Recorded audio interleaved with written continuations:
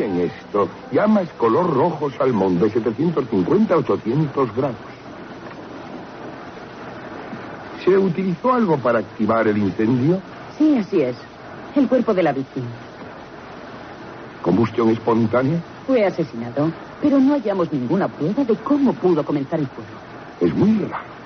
La gente no sale ardiendo porque sí. Somos combustibles, pero no somos un buen conductor del fuego. Normalmente interviene algún tipo de combustible como cera de vela, gasolina, algún producto inflamable e incendiario que se adhiera a la piel. Un activador. Sí, así es, sí. Sin embargo, no encontramos nada, salvo rastros de magnesio en los escenarios del crimen. Las temperaturas son muy altas. El magnesio es lo que queda de la reacción exotérmica. Y tampoco se usó ningún medio mecánico, ni cables ni mecanismos de ignición. Últimamente ha habido varios incendios en Seattle y en Pensilvania. La temperatura era muy elevada, casi 3.800 grados. Y si se emplea agua, solo se consigue empeorarlo. ¿Por qué? Porque la reacción es tan intensa que el agua se descompone en oxígeno e hidrógeno y es como añadir combustible al fuego. ¿Cómo los provocaron? Pudo ser con combustible de cohete espacial. Arde a tanta temperatura que no deja ningún rastro y es difícil de...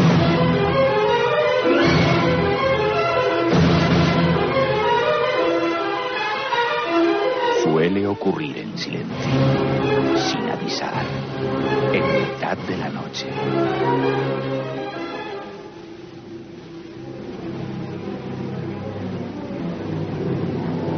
Sus protagonistas, personas solitarias, de clase media, que tranquilamente descansan en su casa, leyendo o frente al televisor. De pronto, todo sucede. En pocos minutos la escena se ve envuelta en un fuego atroz que lo consume todo. Al poco, se descubre la situación. El resultado, todo intacto. El sillón, la cama, las cortinas. Lo único, una pequeña cantidad de cenizas amontonadas. Son los restos del cuerpo humano que se ha consumido por las llamas y por el misterio.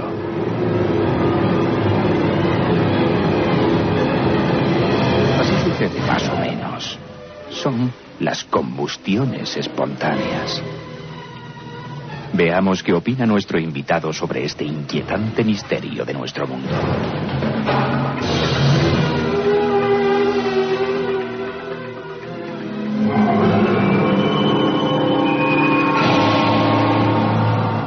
Sí, estaba esa primera y dramática introducción, Manuel, pero yo no sé si antes hablar quizá de los poderes de la mente, antes de entrar en casos y en explicaciones de las combustiones espontáneas. Es cierto que la mente tiene tantos poderes, el ser humano tiene tantos poderes como para hacer que se muevan objetos. Bueno, sin duda alguna, la mente tiene una serie de capacidades que cada vez se van conociendo poco a poco más. Lo que pasa es que muchas de ellas también se plantean de forma muy exorbitada. No conocemos excesivamente las limitaciones de nuestra mente. Directamente solamente el proceso de imaginación, de ideación que planteamos, estamos manteniendo, es algo que dentro de lo que cabe muchas veces se escapa. O sea que el funcionamiento normal, como quien dice, en un momento determinado de nuestra mente es algo que ya a veces tenemos dificultades para entender, como para llegar un poco a entender toda esta fenomenología de tipo paranormal que a veces se asocia a cierto tipo de personas en situaciones muy concretas. La mente humana, sin duda alguna, es un receptor electromagnético de una capacidad francamente impresionante, que desde fuera, pues bueno, parece que la recepción o lo que se pueden medir son campos muy pequeños, pero en ciertas circunstancias esa emisión, por decirlo así, de ese campo electromagnético que funciona a nivel cerebral se altera de una manera muy importante. En la sumación continua de múltiples neuronas funcionando a un mismo ritmo producen modificaciones que a veces no sabemos muy bien hasta qué extremo pueden llegar a actuar en el entorno de forma directa. Es algo que poco a poco se está viendo, cada vez tenemos más datos por situaciones concretas, pues bueno, en la telepatía, donde se han llegado a hacer registros electroencefalográficos coincidentes totalmente entre las dos personas, entre el emisor y el receptor. Son resultados de tipo físico ya valorables que, bueno, pues ya no tienen nada que ver con mucha de casi de paranormalidad de que siempre se hablaba y con a veces fenómenos de los cuales parecían más cercanos a la fantasía que otra cosa. La posibilidad de desplazamiento de objetos con la mente es algo que, bueno, es muy difícil de admitir, hay que ser sincero, pero la realidad es que en algunos casos es bastante difícil el negar la existencia de ese fenómeno.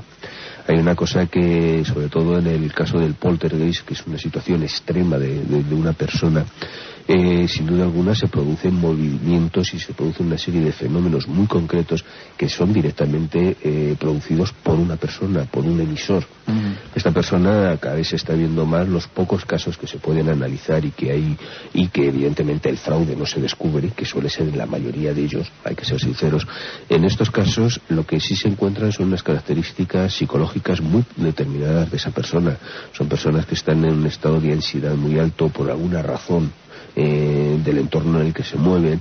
Suelen ser personas con unas características que, bueno, que muchas veces se relacionan mal con el exterior, no son asertivas principalmente, entonces tienen el inconveniente de que, bueno, no saben exteriorizar de alguna manera, por decirlo así, sus sentimientos internos. Entonces, lo que normalmente parece que en otras personas acabaría produciendo una enfermedad de tipo psicosomática, una úlcera, un problema asmático, estas situaciones, de forma muy extraordinaria, en algunas personas parece que acaba produciendo unas reacciones de tipo explosivas, por llamarlo de alguna manera, a nivel cerebral, que esto incluso se ha llegado a registrar con modificaciones a nivel principalmente del lóbulo temporal de ciertas personas.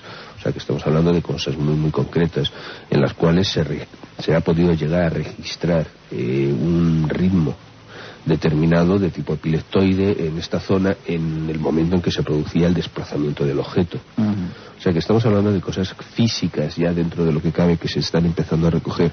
Lo que pasa es que de todo este campo tiene el inconveniente de que de alguna manera el meterte en él significa escaparte un poco de los límites teóricos de la ciencia.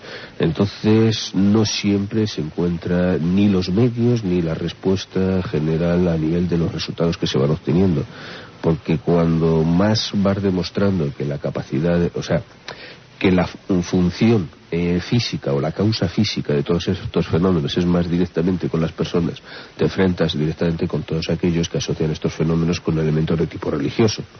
Es decir, si cada vez está más claro que el fenómeno de poltergeist es un problema de tipo físico asociado a una situación de una persona, toda la creencia más o menos religiosa de espíritus, duendes y todos estos elementos, pues claro, evidentemente hay un enfrentamiento y un rechazo directo.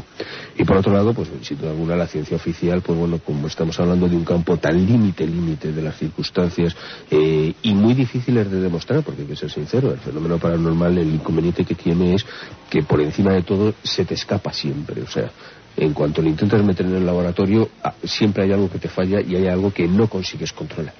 Y entonces eso facilita que, claro, cualquier estudio, por muy bien llevado que esté, al final, antes o después, sea fácil el podértelo echar por tierra. Pero lo curioso es que muchos de estos fenómenos, independientemente de que se puedan o probar, suceden, ¿no? Sí, sin duda alguna existen toda una serie de fenómenos que están ahí, o sea, y que el gran interés que tienen es que la población general, vamos, son los primeros que dicen, a mí me ha pasado. O sea, la realidad es eso, existen toda una serie de fenomenologías que, sin duda alguna, a nivel general y a nivel de forma más o menos continuada se están produciendo. Hombre, por suerte no son como el tema de esta noche, claro, evidentemente, pero la telepatía entre personas más o menos allegadas en un momento determinado, pues es algo tan frecuente entre las personas que, bueno, que yo creo que es algo que ya nadie duda de ello. El problema es cuando lo intentas demostrar en un laboratorio, ahí ya tienes todo tipo de problemas concretos. Pero sin duda alguna el fenómeno existe, lo que pasa es que la demostración es lo que resulta muy muy difícil de conseguir. Ya.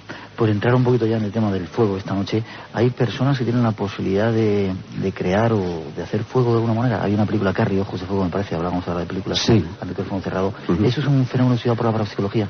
Eso es un fenómeno estudiado por la parapsicología. Dentro del poltergeist hay un fenómeno muy concreto que es la combustión espontánea. La combustión espontánea puede haber, pues bueno, el caso del tema de esta noche, que sería la combustión humana espontánea, o en un momento determinado la afectación de otros objetos que por una razón concreta empezaron a arder en un momento determinado. En teoría, el fenómeno de la combustión espontánea se supone que no existe oficialmente, porque claro, nada puede arder por las buenas. La realidad es que sí existe, incluso, bueno, pues muchas veces en informes en un momento determinado a nivel de bomberos, del cuerpo de bomberos y demás, pues si te encuentras entre paréntesis y con comillas puesto combustión espontánea. Es una realidad, es un fenómeno muy raro, es un fenómeno que sin duda alguna a cualquier persona que haya tenido relación con productos de tipo químico sabe que cuando, como te descuides, algo sale ardiendo sin saber muy bien por qué.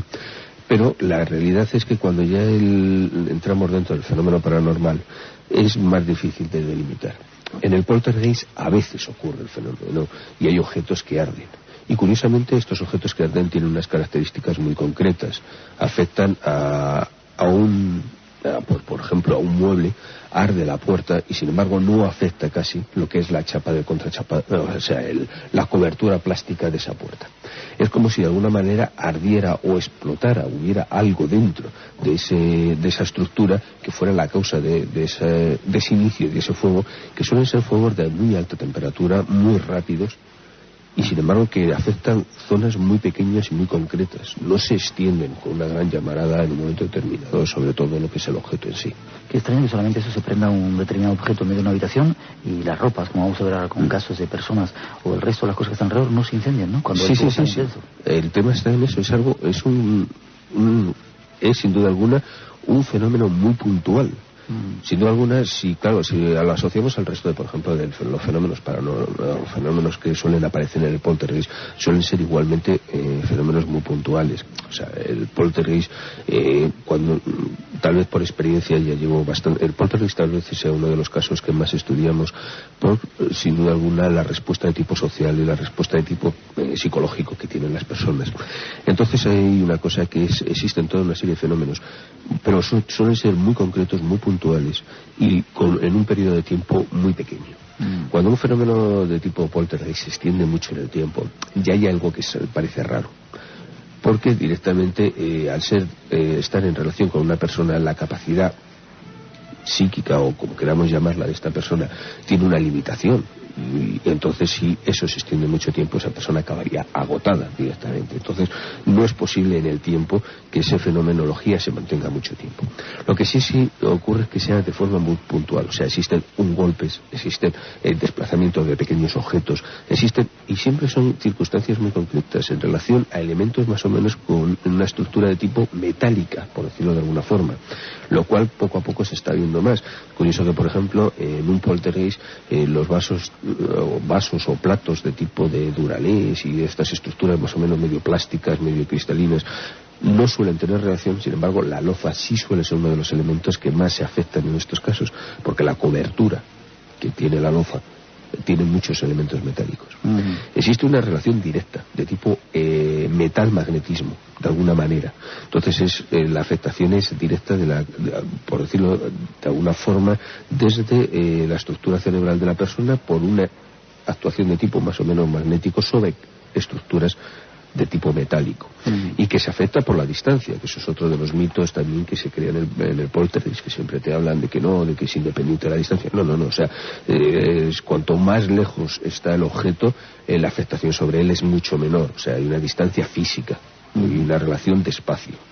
Entonces, en este caso, sin duda, lo que parece ser más es en relación a una especie de actuación de tipo eléctrico, que actuara sobre ciertos elementos y eso fuera la causa de esa combustión. Bien.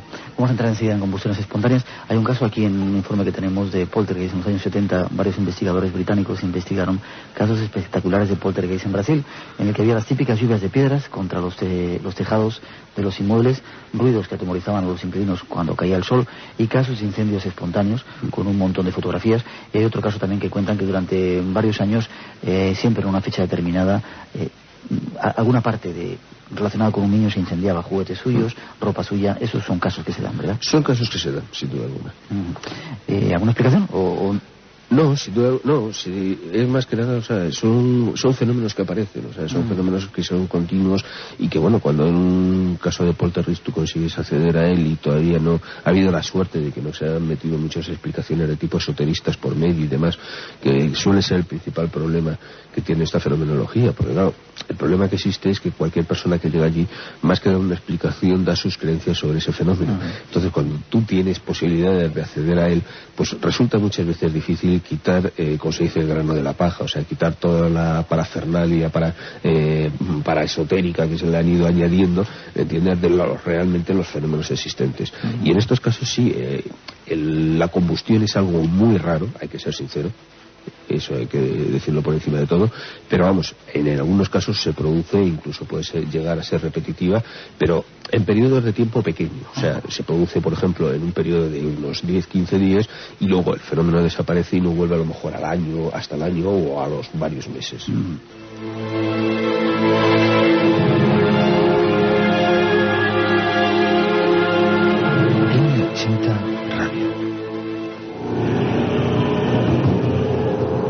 Espacio en blanco.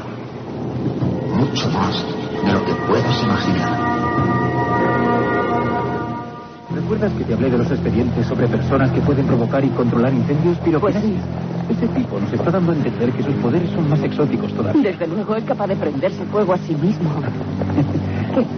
No estoy acostumbrado a que alguien me dé la razón tan fácilmente. ¿Qué tipo de protección tiene la familia? El chofer es su guardaespaldas. Tendrán que contratar a alguien más si piensan hacer alguna aparición en público. Están invitados a una fiesta en su honor en Boston.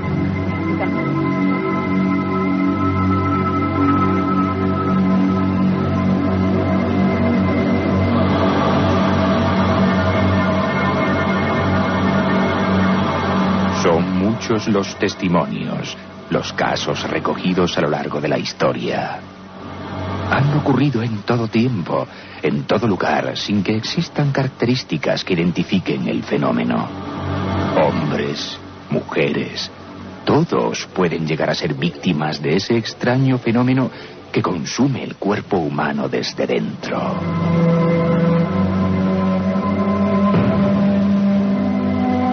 Veamos qué otros datos nos aporta nuestro invitado sobre el tema de la noche.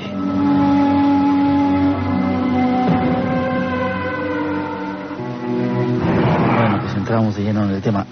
Según algunos datos que tenemos por aquí, Manuel, hay un caso, por ejemplo, hay fotografías tremendas, espeluznantes, Sí. De repente, en una habitación solo quedan las dos piernas de una persona, con los pies y los zapatos, y el resto del cuerpo, o lo que se adivina que era el cuerpo, es un montón de cenizas. Y hay un caso que ocurrió la madrugada del 1 de julio de 1951 a una señora Mary Hardy Reiser, que vivía en San Petersburgo, en Florida. Pesaba 80 kilos y de repente su cuerpo quedó reducido a 5 kilos de cenizas. Esto era, bueno, ¿qué es la combustión espontánea? Cuéntanos, empezamos un poquito. Bueno, la combustión espontánea sería de alguna manera que en un momento determinado un cuerpo vivo empezara a arder desde el interior hacia afuera y produjera lo que es una destrucción completa de ese organismo, no afectando a estructuras cercanas. Es decir, el problema suele afectar a la persona, principalmente a nivel del tronco, y quedan restos, o de las piernas principalmente, sin afectarse directamente muchas veces lo que es la propia ropa de la persona con la que está vestida. Pero es increíble, ¿no? Que te quemes por dentro y que la ropa no se queme. Sí. Donde estás sentado. No, pero si es que lo escandaloso de este caso ya no es eso, sino que cuando se intenta hacer una cremación de un cuerpo, pues bueno, normalmente se valoran pues medidas entre los 900 a 1000 grados. Y durante tiempo. Entonces, claro, una temperatura de esas características para ser capaz de quemar el cuerpo, sin duda alguna arrasaría todo lo que le rodea, o sea, y en este caso normalmente lo que suele ocurrir es que es eso, o sea, que lo que es la ropa muchas veces no se afecta, o incluso a lo mejor sobre el sillón o el sitio donde estaba sentado, pues queda íntegro sin afectarse también. O sea, es un fuego muy intenso, muy localizado y de muy poca extensión en un momento determinado, y entonces pues eso crea pues bueno, lo que es una afectación muy local de la persona en sí, pero poco más. Casos, si quieres, cuéntanos algunos casos. No, o sea, casos sin duda alguna, bueno, hay La verdad es que la mayoría de los casos están recogidos sobre todo pues eso, a finales del siglo XIX, principios del XX. Curiosamente existe toda una fenomenología de ellos y que están muy recogidos entonces, y luego, curiosamente, posteriormente apenas hay casos de combustión espontánea. Esto, claro, evidentemente para la persona que va con un escepticismo, la explicación es inmediata. Es que entonces habían tantos casos porque estaban mal recogidos los datos. Ya. Lo cual, en cierto modo, sin duda alguna nadie puede decir que no. Hay muchos casos en los cuales hay muchas dudas de cómo se produjo esta situación. Lo que pasa es que la realidad es que en aquella época, por unas circunstancias concretas, sí existen bastantes, y luego posteriormente han ido disminuyendo. Casos podemos contar, pues bueno, comentabas tú el caso Reser. Tenemos otro caso, pues por ejemplo, el que estuve estudiando el doctor Wilton Krugman, de la Universidad de Pensilvania, en el cual, pues bueno, más o menos realizó un estudio sobre otro caso en el cual, pues una persona también de 80 kilos desapareció por una combustión de este tipo. En fin, podemos seguir buscando algunos. Tal vez uno de los más famosos que se han hecho ha sido el caso Gorlitz. En el verano de 1847, bueno, pues la señora la condesa de Gorlitz, en su dormitorio empezó en un momento determinado a arder y la encontraron completamente consumida, quedando únicamente pues en lo que eran las piernas. Y la característica de este caso que se hizo famoso fue porque bueno, en su momento se decía que lo que era el cráneo había quedado reducido como una pelota de unos 20 centímetros, pero que luego posteriormente se vio que era una especie de acumulación entre los músculos y los huesos del cuello, que había hecho como una especie de masa producido por el calor. Este caso, bueno, le comento más que nada porque al final, después de todo un proceso de juicio y demás, se acabó un criado suyo condenándole supuestamente por asesinato, porque se supone que, bueno, que él se había encontrado una fisura en esa pelota que no tenía nada que ver con el cráneo, y se decía que, bueno, había habido un intento de robo por parte de esta persona. Pero bueno, que en un momento determinado fue un proceso que muy bien estudiado en su momento, muy bien llevado por la prensa, y que se veía concretamente cómo de alguna manera se iba buscando el encontrar un causante como fuera, mucho más que buscar una causa de aquel fenómeno.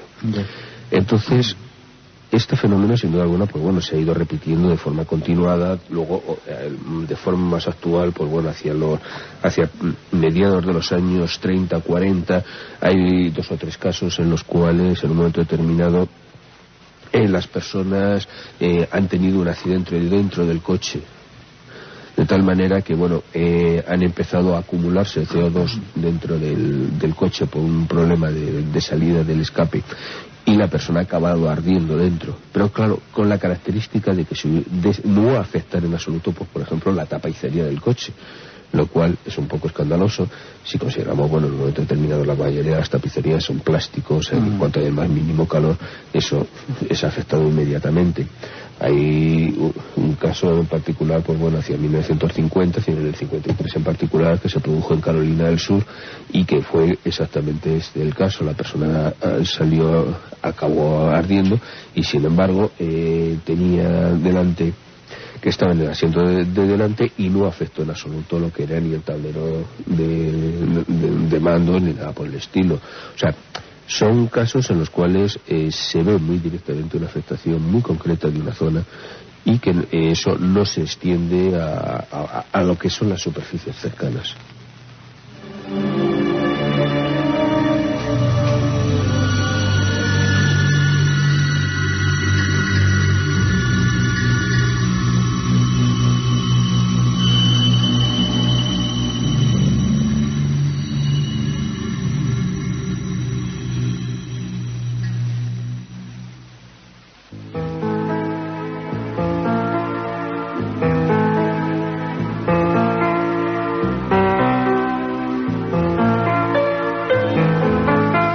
El tema inquietante: en alguna parte de Chile, en un pequeño pueblecito de Chile en este momento, se están dando fenómenos como esos. Lo estamos investigando, y en breve, seguramente la próxima semana, os contaremos en exclusiva algunos de los datos y hablaremos con algunos de los protagonistas.